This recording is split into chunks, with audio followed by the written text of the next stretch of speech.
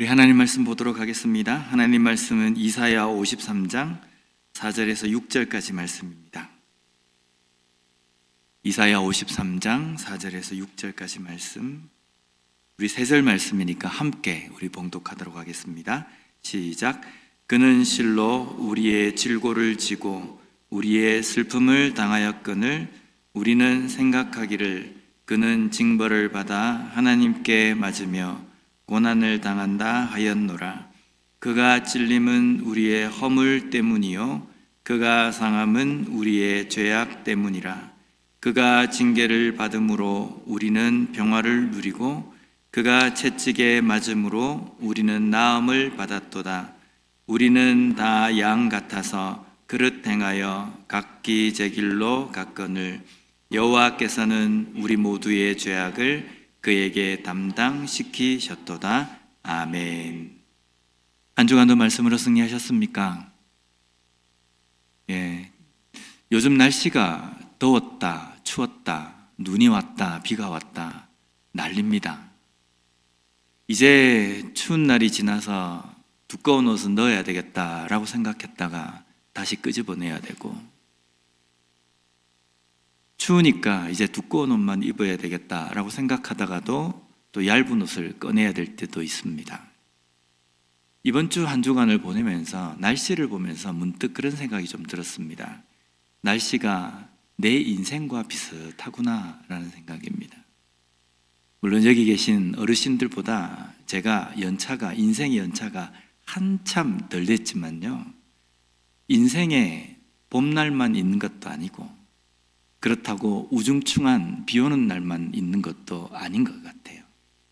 봄날이 되었다 곧바로 우중충해지고, 좀 우중충해졌다 싶으면 다시 화창한 여름이 되기도 하고, 어쩌면 그 변화무쌍한 여러 가지 변화 가운데서도 우리는 인생을 살아간다는 것은 그 변화에 적응해 나가는 것이 아닌가라는 생각이 좀 듭니다.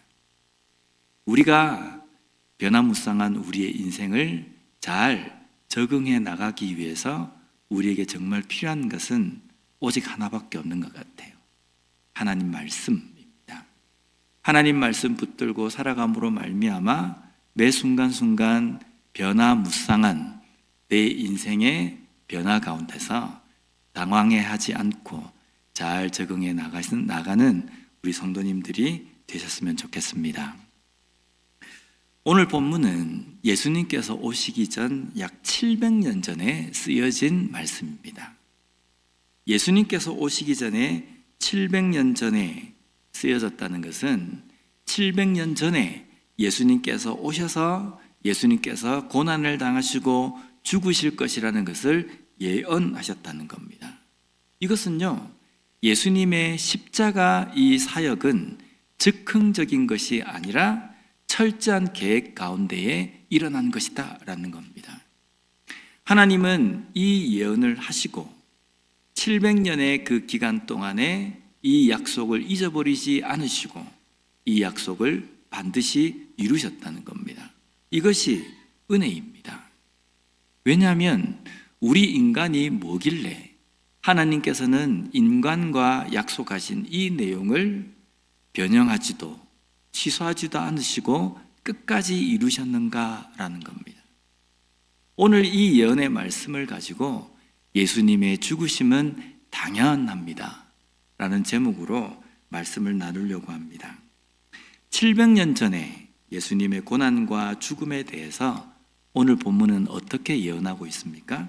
4절 말씀을 보면요, 그는 실로 우리의 질고를 지고 우리의 슬픔을 당하였거늘 우리는 생각하기를 그는 징벌을 받아 하나님께 맞으며 고난을 당한다 하였노라. 그는 실로라고 이렇게 시작합니다. 이 실로라는 뜻은요, 진실로라는 뜻입니다. 그는 진실로 이렇게 이어진다고 한다면 그 다음에 나오는 내용은 어떤 의미라는 겁니까? 어떤 일이 일어났는데 그전에는 우리가 몰랐는데 이 일이 일어난 다음에 우리가 보니까 이게 참말이었구나라는 것을 알게 되었다는 겁니다. 그 바로 이어지는 내용에 보면 그는 실로라고 하면서 질고를 지셨다, 슬픔을 당하셨다, 이 표현이 나옵니다. 그런데 질고를 지다, 슬픔을 당하다라고 할 때 지다, 당하다라는 이 동사가 완료형 동사로 되어 있습니다. 결국은 완료형 동사라는 것은 어떤 의미입니까? 앞으로 질고를 질 것이다, 앞으로 슬픔을 당할 것이다, 이 의미가 아니라 이미 질고를 졌고 이미 슬픔을 당했다라는 의미입니다. 800년 전에 일어날 일인데, 몇백 년 후에 일어날 일인데 오늘 말씀은요, 이미 끝났다, 이미 성취되었다라고 말씀하고 있는 겁니다. 하나님의 말씀이 이겁니다. 하나님의 말씀은요, 앞으로 이렇게 될 것이다 라고 말씀하지만 이 말씀은 이미 완료된 겁니다. 그래서 하나님은 신실하시기 때문에 약속하신 것을 반드시 이루시는 분이시라는 겁니다. 하나님이 구약 성경에 우리 인간에게 어떤 약속을 하셨다고 한다면 그것은 이미 완료형입니다. 이미 이루어진 것입니다. 신약시대 때 예수님께서 우리에게 어떤 말씀을 하시고 약속하셨다라고 하면 그것은 나중에 돼봐야 우리가 아는 것이 아니라 이미 이루어진 완료형이 되어야 된다는 겁니다. 이것이 바로 하나님의 약속과 성취의 내용입니다. 그 하나님께서, 그 예수님께서는 우리의 질고를 지고 우리의 슬픔을 당하셨다라고 말씀하십니다.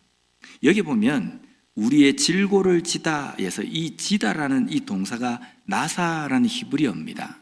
그런데 이 단어가요, 이사야서에 자주 등장합니다.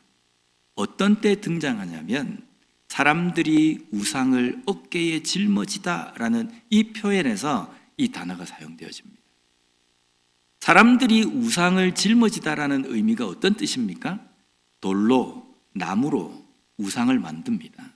그리고 그 우상을 섬기기 위해서 그 우상을 떠받들면서 사람들의 자기의 어깨에다가 짊어지는 모습을 이사야서에는 지다라는 이 표현을 사용합니다. 그런데 오늘 말씀에는 누가 지었다고 말씀하십니까? 예수 그리스도께서, 메시아께서 지셨다라는 겁니다. 사람이 신을 지는 것이 아니라 예수님께서, 하나님께서 그의 어깨에 무언가를 지셨습니다. 그 진 것이 우리 인간의 죄책입니다. 죄에 대한 책임, 죄에 대한 처벌을 하나님께서 친히 지셨다는 겁니다. 우상은 사람들의 어깨에다가 짐을 지워주지만 하나님은 우리 어깨에 짊어져 있는 그 죄의 책임들을 친히 자신이 담당하신다는 겁니다. 이것이 또한 은혜라는 겁니다. 그런데 우리에게 지워져 있던 질고 슬픔의 무게가 어느 정도입니까? 오늘 본문 5절에 보면요, 그가 찔림은 우리의 허물 때문이요 그가 상함은 우리의 죄악 때문이라. 그가 징계를 받음으로 우리는 평화를 누리고 그가 채찍에 맞음으로 우리는 나음을 받았도다. 여기 보면요, 찔림, 상함, 징계, 채찍을 하나님으로부터 맞아야 한다, 이 정도의 질고, 이 정도의 죄책이다 라고 말씀합니다. 근데 이 구절이 마음에 좀 와닿으십니까? 내가 하나님께 이렇게 맞아야 한다, 내가 하나님으로부터 이런 상함과 이런 징계와 이런 찔림을 내가 받아야 되는 당연한 존재다라는 느낌이 좀 드십니까? 얼핏 들으면 우리가 그런 생각이 들지 않습니까? 내가 뭘 그렇게 잘못했는데, 지금까지 내가 인생을 살아오면서 남들에게 그렇게 잘못한 것도 없는데 내가 뭐 이렇게 심한 이런 질고와 이 징계와 이 처벌을 받아야 되느냐라고 생각할 수 있습니다. 그런데 당연합니다. 왜냐하면 우리에게 짊어져 있는 죄책, 우리에게 짊어져 있는 그 징계와 그 처벌을 우리는 태어날 때부터 우리의 어깨에 짊어지고 태어났기 때문에 그것이 당연하다고 느끼며 살아왔기 때문에 한 번도 그 질고가 어느 정도일까, 그게 무엇일까라고 생각해 본 적이 없기 때문입니다. 어떤 목사님이 이런 이야기를 하셨습니다. 이 목사님이 엄마 뱃속에서 이제 출산할 때가 되어서 나오는데 나오다가 머리에서 딱 한 번 걸린 겁니다. 머리에서 엄마 그 자궁에서 나오면서 머리가 이렇게 콱 나오는데 쑥 빠져야 되는데 머리에서 한 번 딱 나오지 않고 이 머리에서 꽉 잡혀 있었던 겁니다. 그래서 어릴 때부터 청년이 이를 때까지 항상 머리에는 두통이 있었답니다. 그런데 그 두통을 가지고 살면서 아, 내가 머리가 아프구나라는 느낌을 느끼지를 못한 거예요. 왜냐하면 어릴 때부터 그 두통을 갖고 있었기 때문에 원래 인간은 이렇게 사나보다라고 생각한 겁니다.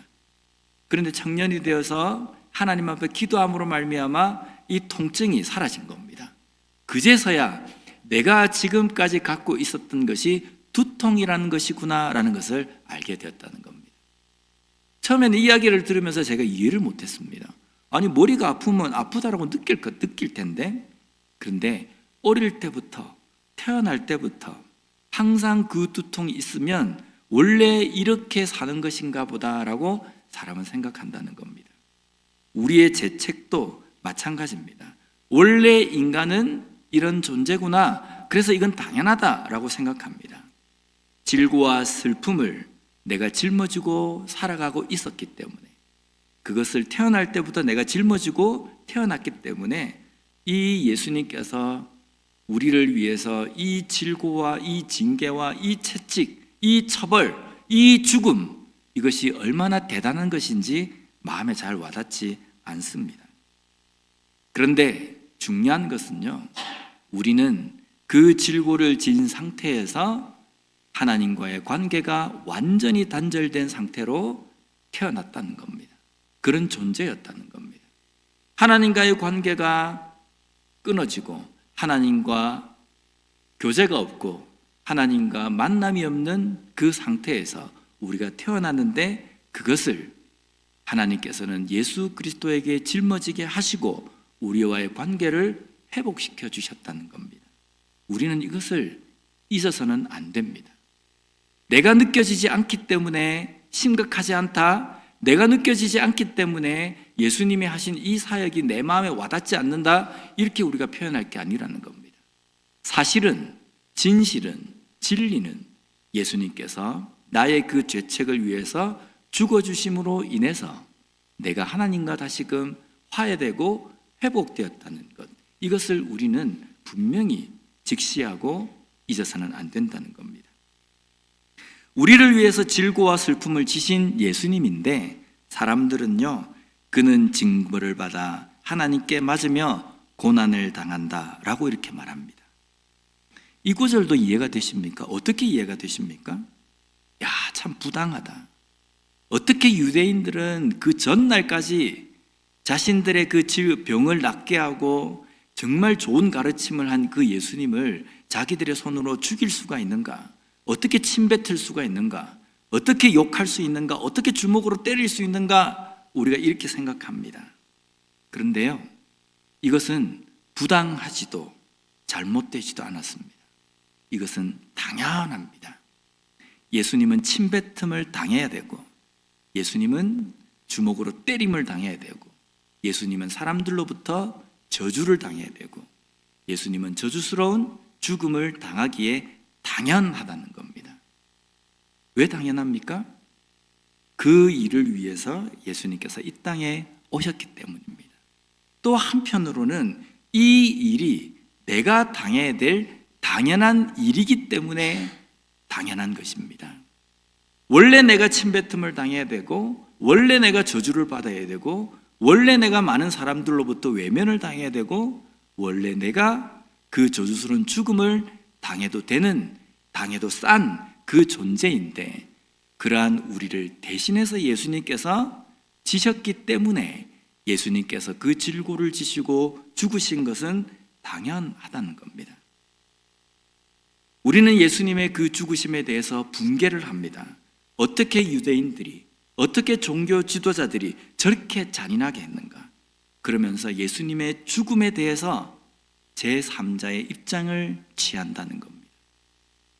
그 죽으심은 예수님이 당해서는 안 된다. 또한 나도 그 죽음과는 전혀 상관없다라는 자세를 취한다는 겁니다. 그런데 그 죽음은 내가 죽어야 될 죽음임을 우리는 잊어서는 안 된다는 겁니다. 우리는 예수님의 죽음에 분개할 것이 아니라 그 예수님을 그 죽음으로 모은 유대인들과 종교 지도자들을 비판하고 정죄할 것이 아니라 이것이 내 일이었구나라는 공감이 있어야 된다는 겁니다. 예수님께서 당하실 이 고난과 이 죽음은 내가 당해야 될 것이었구나라는 것을 가슴을 치며 깨달아야 된다는 겁니다. 유대인들과 바리새인들을 바라보면서 어떻게 저렇게 의리가 없는 사람인가 이렇게 말할 것이 아니라는 겁니다. 예수님은 우리 대신 질고와 고통을 당하시고 죽임을 당하시면서 왜 나에게 이런 일이 일어나야 하는가라고 하시지 않으셨습니다. 오히려 내가 당연히 당해야 하는 것이다라고 예수님은 여기십니다. 마가복음 14장 21절 말씀을 보면요, 인자가 자기에 대하여 기록된 대로 가거니와 인자를 파는 그 사람에게는 화가 있으리로다. 그 사람은 차라리 나지 아니하였더라면 자기에게 좋을 뻔하였느니라 하시니라. 가룟 유대에 대해서 하신 말씀입니다. 이 말씀을 하실 때에 예수님은 예수님 자신에 대해서 뭐라고 말씀하시냐면요, 인자는 자기에 대하여 기록된 대로 가거니와 당연히 가야 할 길로 간다라고 말씀하신다는 겁니다. 예수님은 억지로 당한 것이라고 말씀하시지 않으셨습니다. 예수님은 당연히 담당해야 할 일로 여기셨다는 겁니다. 그런데 정작 그 일을 당해야 될 당사자인 우리는요, 그 죽음이 나와는 전혀 상관이 없는 것처럼 살아가고 있다는 겁니다. 그 살아가는 증거가 어떤 증거인지 아십니까? 내 옆에 지체가 조금이라도 실수를 하면 가차없이 비판을 합니다. 정죄를 합니다.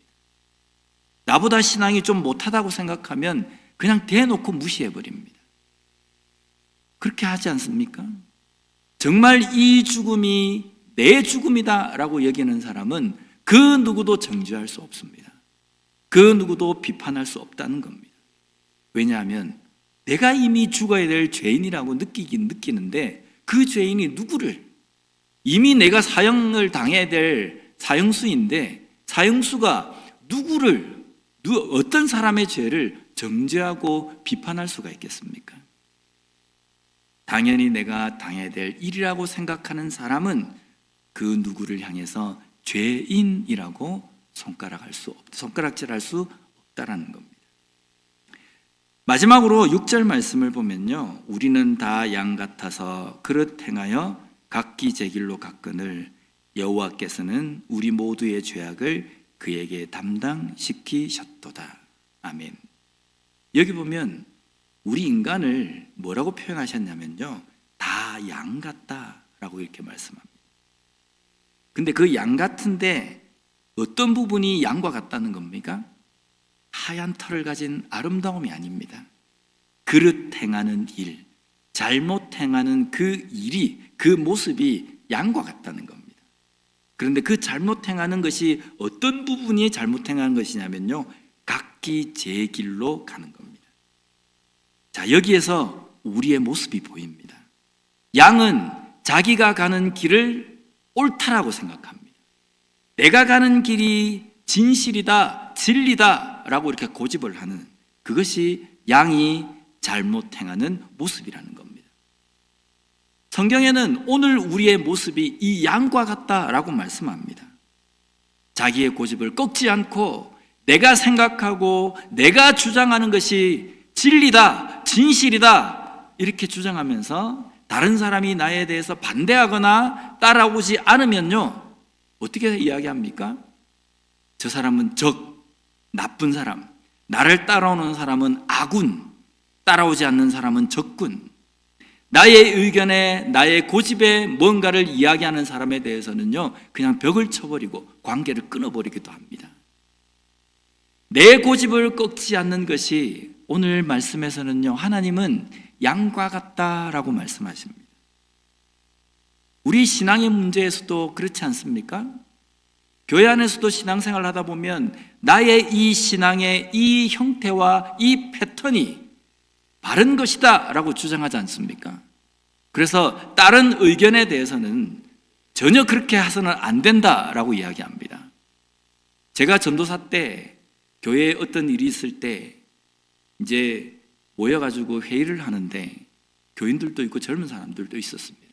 그런데 한 장로님이 손을 들고 일어서서 사람들이, 젊은 사람들이 이제 의견으로 그쪽으로 몰아지니까 그 나이 드신 장로님이 일어서서 이런 이야기를 하시는 겁니다. 내 눈에 흙이 들어오기 전까지는 이 일은 결코 용납할 수 없다, 이러는 겁니다. 자신이 가지고 있는 그 주장과 그 길이 옳다는 겁니다. 진리의 문제에 대해서는 그렇게 주장할 필요가 있습니다. 그러나 진리의 문제 아닌 비본질적인 문제 앞에서 이런 모습은 정말 위험합니다. 왜냐하면 하나님께서 그분의 눈에 흙을 집어넣고 이를 하나님의 뜻대로 행하시면 어쩌려고. 내 눈에 흙이 들어가기 전에는 이 일이 결코 용납할 수 없다. 그런데 오늘날 교회 안에서 우리의 신앙의 고집의 모습이 이런 모습을 닮을 때가 종종 있다는 겁니다. 사람과의 관계 속에서는 또 이럴 수 있다라고 우리가 생각할 수 있습니다. 그런데 신앙의 면에서도 하나님 앞에서까지도 이 모습을 합니다. 하나님께서 우리에게 말씀을 통해서 이렇게 해야 한다고 말씀하실 때 우리는 어떻게 생각합니까? 이게 지금 구약 시대에 적혀 있는 성경이기 때문에 오늘 이 시대와는 맞지 않아. 오늘 이 시대는 나처럼 이렇게 해야 한다. 이런 생각을 말하는 사람을 본 적도 있고 종종 우리도 그렇게 생각하지 않습니까? 성경을 읽을 때에도 하나님께서 명령하신 그 말씀에 내 삶을 바꾸고 꺾고 바꾸는 것이 아니라 내가 가지고 있는 이 주장을 뒷받침할 수 있는 성경 구절이 어디 있을까? 이걸 찾고 있다는 겁니다. 하나님께서 말씀하신 그 말씀 속에서 야, 이거면 이 말씀이 내 의견을 뒷받침해 주구나, 이렇게 생각하고 그 말씀을 취사 선택합니다. 내가 변해야 되고 내가 버려야 되고 내가 바꿔야 될 부분에 대해서는 관심이 없습니다. 어떻게 하면 내 주장을, 하나님의 말씀을 빙자해서 뒷받침할 것인가, 다른 사람을 설득할 것인가, 이렇게 말씀을 보고 신앙생활을 할 때도 있다는 겁니다.